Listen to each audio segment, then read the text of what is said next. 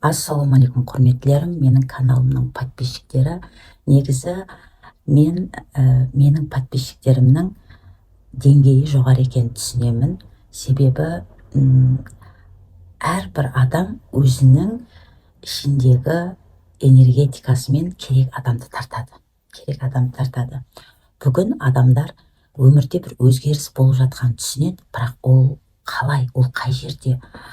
Көп адамдар бір нәрсені дұрыс қылмадым, бір нәрсені дұрыс қылмай жүрмін, бірақ нені деп ізденіп жүрген адамдар көп бүгін. Кейбір адамдар байлықты қуып, байлықтан бақыт таппаған кейін көңілі қалып, сонда бұл өмірде не істеуіміз керек? Біз өмірге не үшін келдік деген сияқты неше түрлі мазалаған сұрақтармен өмір сүріп жүр. Бұл өте тамаша.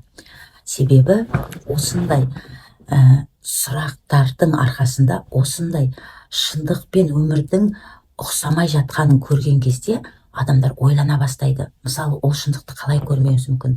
Бізде барлығы еркек ақша тауып семьясын бағу керек дейді. Ал көп еркек бағып жүрген жоқ. Өзінің туған баласын еркек вообще адам баласы тастап кетпеу керек дейді. Ал бірақ көп еркектер 5-6 баласын тастап кетіп жатыр. Өзінің туған әке-шешесін жаңағы қариялар үйіне бермеу керек дейді. Бірақ қариялар үйінде бүгін адам көп. Осы шындыққа өмір ұқсамай тұрғаннан кейін көп адам өмірден көңілі қала бастайды да, или жаңағы бала-шаға ата-ананы тыңдау керек, сыйлау керек дейді. Ал қазіргі жастар басқаша, жаман емес. Қазіргі жастар білімділеу, или сіз өзіңіздің дұрыс емес программаңызбен бала-шағаңыздың тәрбиесін құртып алған шығарсыз да. Қарайсыз да, қалай дейсіз да, біз ата-анамызды тыңдағанбыз, ата-анамыз сыйлағанбыз, қазіргі жастар неге ондай дейсіз да.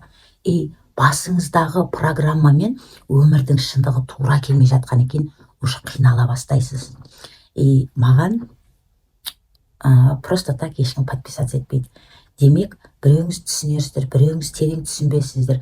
Бірақ бір нәрсе, бір сөзім сіздің басыңыздағы шындыққа тура келіп тұрып атсыз да, тыңдап атсыз мені.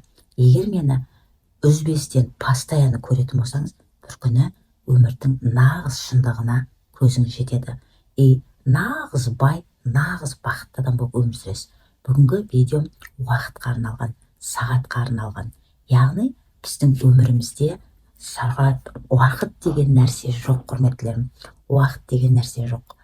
Не бір ғұламалар бұл туралы айтып жүрген, бұған дейін де қазір де айтып жатыр, бірақ адамдар оны қабылдай алмайды.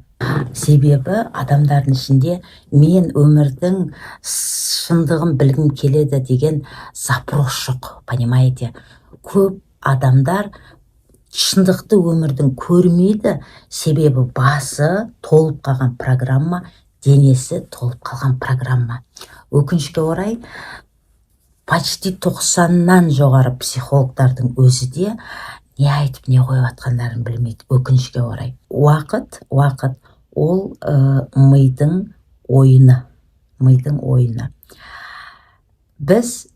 Бізде өткен шақ та жоқ, болашақ та жоқ. Бізді бақытсыз қылатын негізі біздің памятіміз. Памятті қазақша несте деп қалай айтады? Есте сақтау қабілетіміз, типа қабілетіміз. Ал ол есте сақтау қай жақта сақталып қалған? Ол біздің миымыздағы информацияда және денеміздегі информацияда. Бізде мышление дегенде елдің барлығы мимен жұмыс істей береді. Ал шын мәнінде біздің денеміздің де мышлениясы бар. Денеміздің де памяті бар. Ұлы Сатқура айтады ғой, егер адамдардың миын алып тастаса, олар бақытты өмір сүретін еді дейді ғой. Бұның түбінде бір үлкен шындық жатыр да. Адамдар ми арқылы ғана бақытсыз негізі. Ал бірақ не үшін дегенді оны терең копать етулеріңіз керек. Өткен шақ, болашақ жоқ. Дәл осы моментте адамдар өмір сүре алмайды. Олар постоянно өткен шақты ойлайды, или болашаққа уайымдайды. Тіпті біреулер бар, бір апта алдын біреумен ұрсып қалса, мысалы жақында бір клиент келді, бір апта біреумен ұрсып қалған, соны ұмыта алмайды. Сол өтіп кеткен уақытта, мысалы енді условно айтатын болсақ, уақытта өмір сүріп жүр да, әлі соны ойлайды. Сонда мен айтамын да, неге сен аузыңды жапшы деген да, енді аузыңды жапшы деген класстастар екі әйел бір-біріне. Сода мен айтамын, неге сен ойламайсың деймін да, ол адамның настроениесі жоқ шығар, ол адамның да өзінің программасымен өмір сүріп жүрген шығар, ал неге аузыңды жапшы дегенге сен ренжисің деймін. Біріншіден, бұл жерде ол адамның өзінің настроениесі жоқ болуы мүмкін, өзінің программасымен бұның аузын жауып жатыруы мүмкін. Екінші, аузыңды жапшы деген сөз жаман сөз деп қабылдайтын ол сізсіз. Потому что бізде сөзге мағына беріп үйреткен. Ал былай қарап тұрсаң, сөйлеу ол жай құбылыс, жаңбыр жауған сияқты құбылыс. Хорошо, қатты түсіне қоймайсыздар, бірақ ничего, жақсылап, мұқият, тыңдап келе берсеңіздер, бір күні бастарыңыз жарылады, или наставничествоны алыңыздар менен, или курсты сатып алыңыздар, или консультация сатып алыңыздар. Мен бүгін уверен айталам, менен мықты психолог жоқ деп айталам. Енді қараңыз, үшіншіден, аузыңды жапшы деп аузыңды жауып тастағанға сен эмоция сезіндің. Қандай эмоция сезіндің деймін да, қандай күйде болдың деймін да. Мені бір лайықты емес, мені бір сыйламаған, мені бір төмен деңгейдегі адам сияқты солай қабылдап отырмын өзімді дейді. Енді маған қара деймін, бұл әлемде сен мен жоқпыз, сен мен бір адамбыз. Бұл әлемнің бәрі көріп жатқан дүниенің барлығы менмін. Сен не көріп жатсың, ол сенсің деймін да. Сен ол адамға сен рахмет айтуың керек деймін да. Ол адам сенің ішіңдегі проблемаңды көрсетіп тұр деймін да. Не үшін? Потому что егер маған аузыңды жап деп айтса, мен оған вообще реакция бермеймін. Вообще. Потому что мен үшін сөздің мағынасы жоқ. Ол просто құбылыс. Ал ол құбылысқа сөз атау берген, ол құбылысқа мағына берген, ол ми, адамдар, программа. Дальше. Енді мен айтам, егер өзіңді лайықты емес, төмен деңгейдегі адам сезініп тұрсың ба, демек сен өзіңнің ішіңде өзіңе беретін бағаң сол деймін. Так что сен ол адамға түсінікпен қарада, отпустить, жібер, рахмет айт деймін. Ой, жаным, сен менің ішімдегі проблемамды көрсеттің ғой.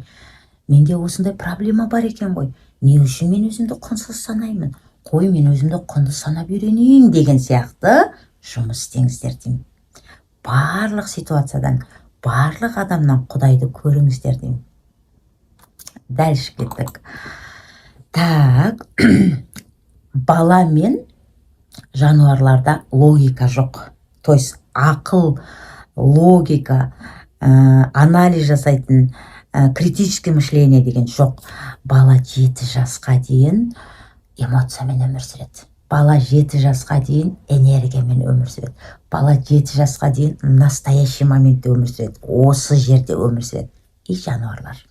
Мысалы, жануарлар елік жайылып жүрдегі арыстан оны қуатын болса, арыстаннан қашуды ойлайды. Сол моментте арыстаннан қашуды ойлайды. И құтылғаннан кейін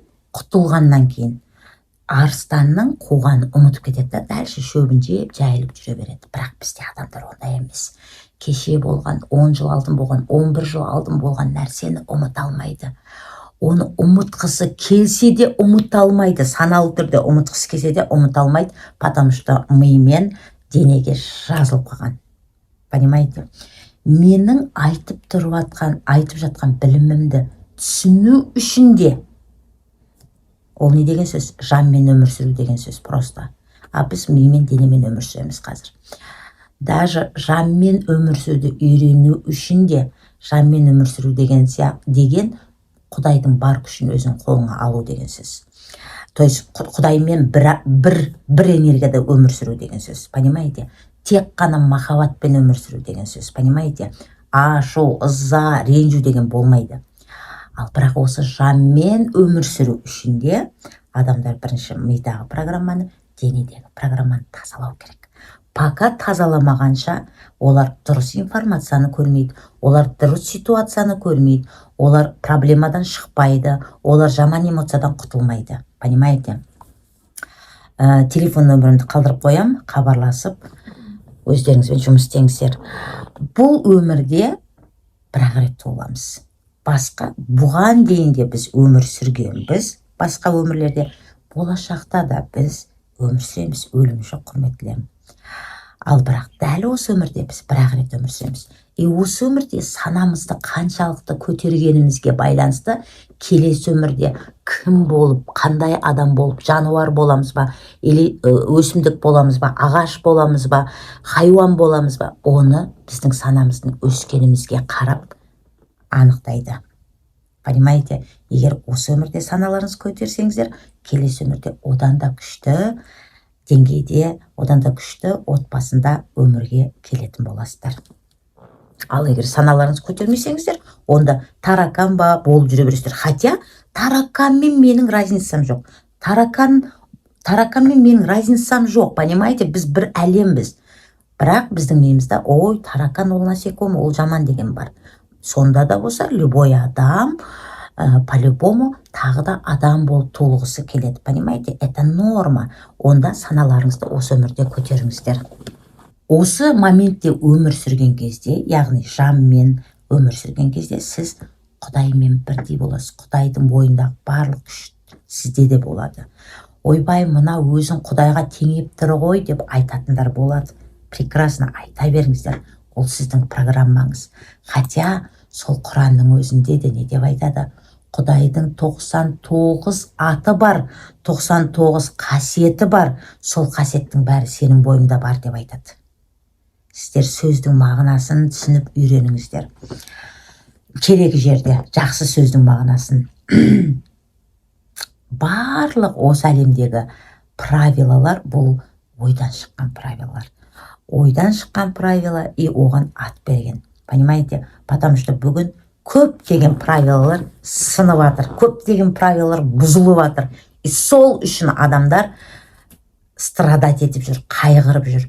Бұлай болу керек еді ғой дейді. Жоқ, олай болмай жатыр. Сондықтан бұл қалай деп жатыр да. Потому что сенің программаң, ол сенің ойдан шыққан программаң, ал өмір басқаша, шындық басқаша. Шындап келгенде, оянамын, жаныммен өмір сүруді үйренемін деген адамға информация көп. Информация көп. Қазақстан коуч-психологтарында көрген жоқпын. Өмірдің, реальный өмірдің білімін беріп жатқандар, бірақ басқа орыстарда, басқа шетелдерде беріп жатқан ғұламалар бар. Бірақ сіз оны бәрібір түсінбейсіз, потому что дамудың өзінің этапы бар. Дамудың өзінің этапы бар. Дальше идеміз. Сіз сол жаңағы мимен денеңізді тазаламағанша, сізге керек реально күшті информацияны сіз тартпайсыз да, и тыңдай алмайсыз да. Тыңдағанмен түсінбейсіз де оны. Дальше идем. Уақыт жоқ. Біз просто әртүрлі, былай қарасам басқаша картинка көрем, былай қарасам басқаша картинка көрем, былай қарасам басқаша картинка көрем. Біз әртүрлі фрагментте, әртүрлі картинкада өмір сүреміз. Ал бірақ оны уақыт бар деп айтамыз. Мысалы, бұрынғылар сағат жоқ кезде қалай өмір сүрген, олар күнге қарап өмір сүрген. Күн шықса оянған, күн батса жатқан, ұйықтағанда.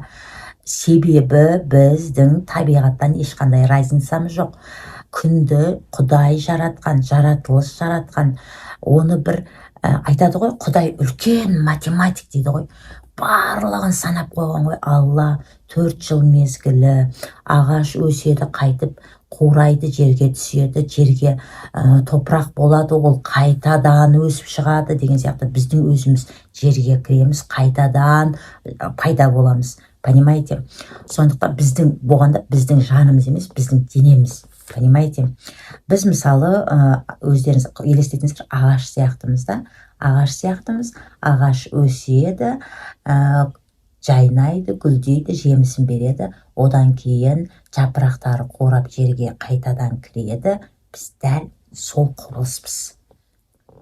Адам дәл сондай құбылыс. Ал жан басқаша құбылыс. Бізде мақсатқа жету үшін мынаншама уақыт керек деген программа бар. Дәл қазір осы жерде мақсатың орындалмайды деген программа бар. Сондықтан адамдар мақсатына ұзақ жетеді, 90% мақсатына жетпей өліп кетеді. Өкінішке орай. Мақсатқа жету үшін дәл осы моментте өмір сүріп үйрену керек. Ол деген не екен? Ол деген не сонда деп түсінгілеріңіз келсе, бірінші ондай тақырыпты түсінгіңіз келсе, бірінші сіз жанмен өмір сүруді үйренген адамды табыңыз. Понимаете? Жанмен өмір сүрген адамды табыңыз. Мен Инстаграм, ТикТок дегендерге өзімнің информациямды қоям, бірақ ешқандай информацияны көрмеймін. Потому что ашып қалып, көріп қалған сайын нервім ойнайды. Не жағдайда адамдарды шатастырып жатыр. Адамдарды страшно шатастырып жатқан адамдар. Сіздің программаңызға лайықты информацияны береді. Мысалға, сені күйеуің сүйсе 101 роза береді. Сүймейді, ол саған еш нәрсе істемейді дейді. Сөйтеді да жаңағы әйелдер күйеулеріне асыла бастайды. Ал енді сіз дәл сол айтып жатқан адамға 101 роза беріп жатыр екен. Хорошо. Сол коуч, психолог болып жүрген адамдар күйеуінен де көп ақша табады мысалы. Неге 101 роза бермеске? Мысалы қарап тұрсаң. Осылай адамдар шатастырады да, әйелдер өзінің семьясында, менің күйеуім не то, значит мен не томын, значит маған бір нәрсе жетіспейді, мен лайықты адам емеспін деген тағы да яман үстіне кіре береді. Ал шындап келгенде маған клиенттер келеді ғой, мен күйеуім жаман деп қарап отырсаң, күйеуінен қаншама жақсылық көрем. Мен айтам, жаным-ау, мен сен күйеуіңе ғашықпын деймін. Не деген тамаша еркек деймін. Не деген тамаша еркек. Сені үйге отырғызып қойып, қаншама проблемадан қорғап, қанша проблемаң шешіп отыр деймін да. Сен неге соған рахмет айтпайсың, неге сен оның плюсын көрмейсің, неге сен оның минусын көре бересің деймін да. Понимаете? Потому что өзінде мен не томын деген программа бар да. И күйеуінің да не то жағын көре береді только. Понимаете? Адамдар программа өмір сүргенде шындықты көрмейді. Енді қараңыздар. Егер Құдай сақтасын да, ауру да өзіңнен ғой, Құдай сақтасын, сол 101 роза беріп жүрген еркектің әйелі ауырса, интересно, под вопросом, сол еркек қарайды ма? Білмеймін. Ал жылы сөз айта алмаған, 101 роза бере алмаған еркек, практикада былай білем, әйел ауырып қалса, көзін жұмғанша қасында отырады. Көзін жұмғанша қарызға батса да соны емдетеді. Так что, сүю деген не екенін бірінші біліп алыңыздар. Әйел мынандай болу керек, еркек мынандай болу керек деген четкий правила жоқ бұл әлемде. Біреудің семьясында еркек көп ақша табады, біреудің семьясында әйел көп ақша табады, бақытты семьяларда. Понимаете? Біреудің семьясында әйел вообще жұмыс істемейді, бірақ бай өмір сүреді. Біреудің семьясында әйел ғана ешақ құсап жұмыс істейді. Понимаете? Четкий бір правила жоқ. Понимаете? Бірақ дұрыс өмір сүргіңіз келсе, бірінші мидағы денедегі программаны тазалауларыңыз керек. Дәл қазіргі моментте любой адам бақытты бола алады. Дәл осы отырған моментте. Мысалы, мен бұрын каждый күні шикарно киім жүретімін. Бриллианттарымды қайта тағып, алтын сағаттарымды тағып, бүйтіп машинам бар, шоферім бар, өзімше бүйтіп жүретімін. Қазір байқайсыздар ма, мен простой үйімде бриллианттарымды ашпағалы қай заман, біреуін кеше ғана тақтым, керек болып, бір жаққа шығып барады. Сонда ойлаймын, бұл маған керек емес, бұл адамдарға керек қой. Мынау бейшарада бриллиант тақпаса, бұл не деп ақыл айтып жатыр деп ойлайды ғой. Адамдардың программасына да иілесің ғой шамалы оянғанша. Ал шын мәнінде маған қалай болса солай шыға берем экранға. Потому что маған адамдардың бағасы керек емес. Мен өзіме өзім баға беріп қойғам.